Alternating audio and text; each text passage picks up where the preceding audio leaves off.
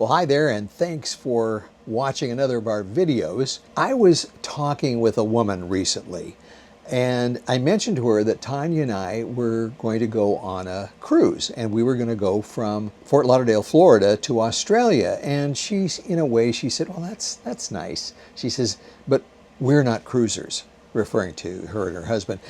And I thought, how did I feel about that? Well, nice for you, but we would never do something like that. We're not cruisers. So I mean, she didn't say it that way, but I mean, I felt defensive.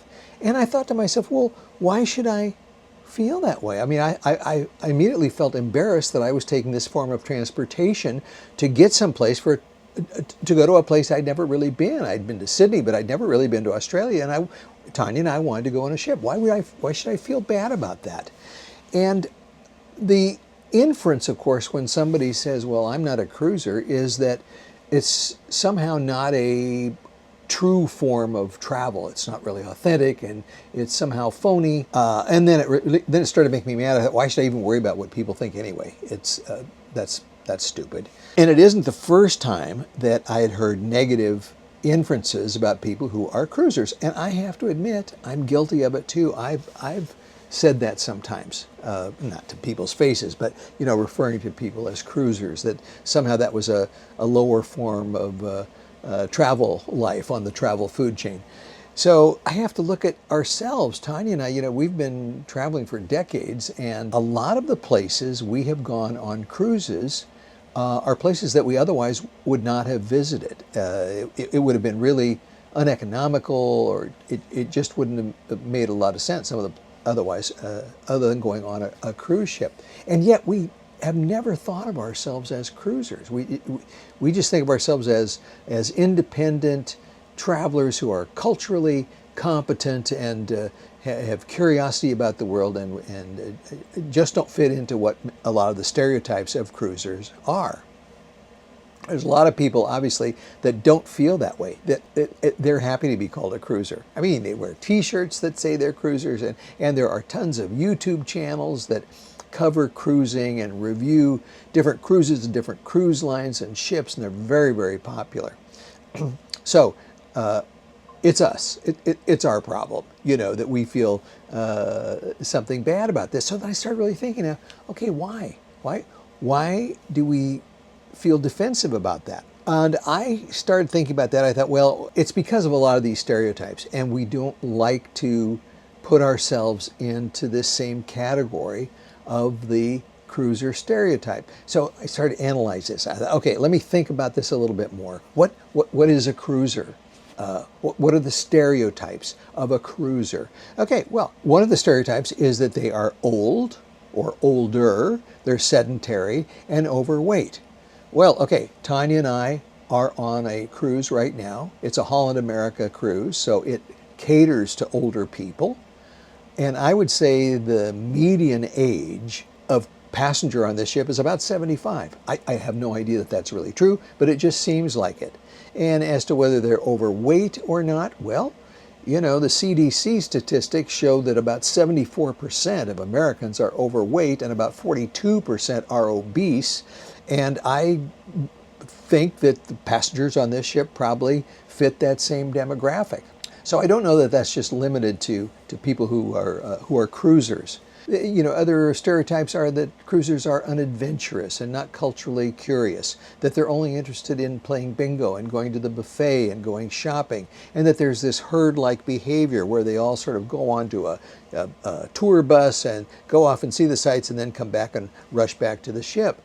And so any of us who sees themselves as independent travelers, we just sort of we resist that kind of stereotype. Now, are these stereotypes true? Yeah, I think a lot of them are. But is it bad? Well, it's how you think about it. There's a perceived lack of authentic travel that cruisers are on, that they are in controlled, curated kinds of environments. They have limited contact with local people, and there's not a lot of spontaneity. Another criticism of cruisers and cruises is that it represents hedonism.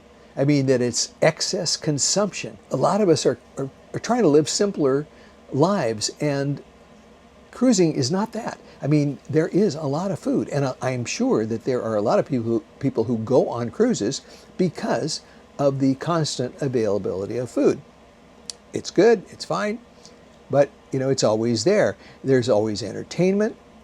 There are always shopping sprees, either in port or on the ships themselves. A lot of these mega ships are they're like floating amusement parks and shopping malls. Now, I'm talking about the ships that are, like 5,000 passengers. The one we're on is not small. It's 1,900 people. It does have shops, has a casino, so forth, but it's still not in that mega category. Then there's that stereotype that it's only for old people. Well, we know that that's not exactly true because we have Disney cruises that are designed for families. We have Virgin Voyages that are designed for more, single or swinging young adults and lots of nonstop activity kind of thing. So it's not necessarily for older people, but that is a stereotype.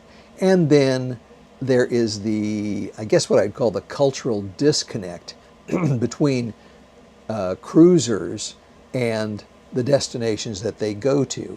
Like that they just come in with these huge amount of people, they dump them there for the day, and then they go off again, and they don't really contribute to the culture that they're visiting. They don't really sometimes contribute much to it at all, and that's why you see a lot of these protests in different places. Barcelona or Venice, cruisers go home, we don't want you. If you're there, I mean, it gets a lot of play, getting squirted with squirt guns. Doesn't happen that often, but you get this negative attitude. So I think the difference between cruisers and non-cruisers, or people like us who don't consider themselves to be cruisers but go on cruise ships, is a cruiser looks at the ship as the destination, as the vacation itself, and that all of these little ports of call that you go to, well, they're not all little, but are just an added form of entertainment, and that you can watch the world go by. You can wake up in a different place every morning, and you can sit out on your veranda and sip a cocktail as you enjoy this thing, that's without really taking part in it. Now, there's nothing wrong with that, but it's not the way Tanya and I see ourselves. So how do we justify the fact that we've taken a lot of these cruises over the last, say, 40 years and say we're not cruisers? Well, I think the difference is that we don't look at the ship as a vacation. We look at it as a means of going to a destination. And as I mentioned before, we've been to some of these destinations that we would never have been able to go to efficiently if we had done them on our own. I told you about the Pacific Islands that we've been to, a number of these places. And it's an efficient way to do that. So our whole approach to being on a cruise ship is that it's a means of transportation. Yes, it's very comfortable.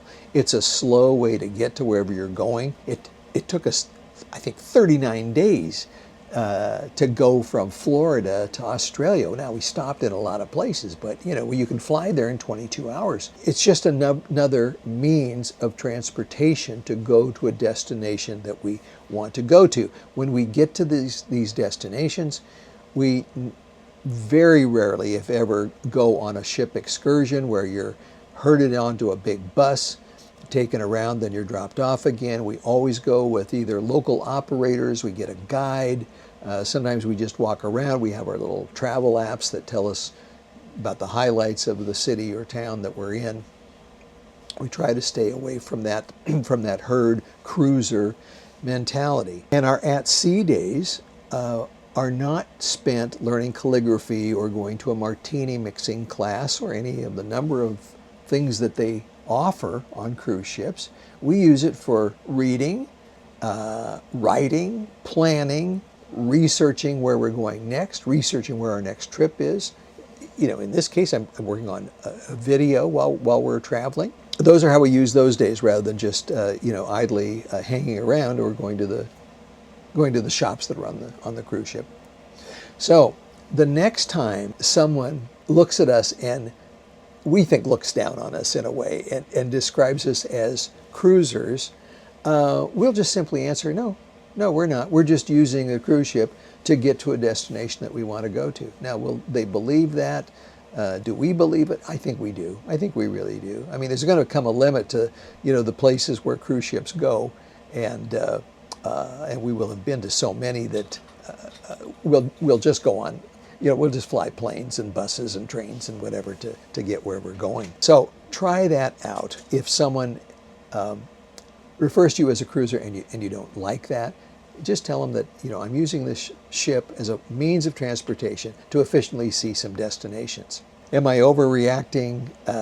Is this all just been a bunch of baloney, even worrying about this? What do you think? Does it bother you when people call you a cruiser, when you think of yourself as being something different than that? Let us know in the comments. It'd be interesting to see what you think. So anyway, that's it for today in our another little silly video. But thank you very much for watching, and we'll see you in the next one. Bye-bye.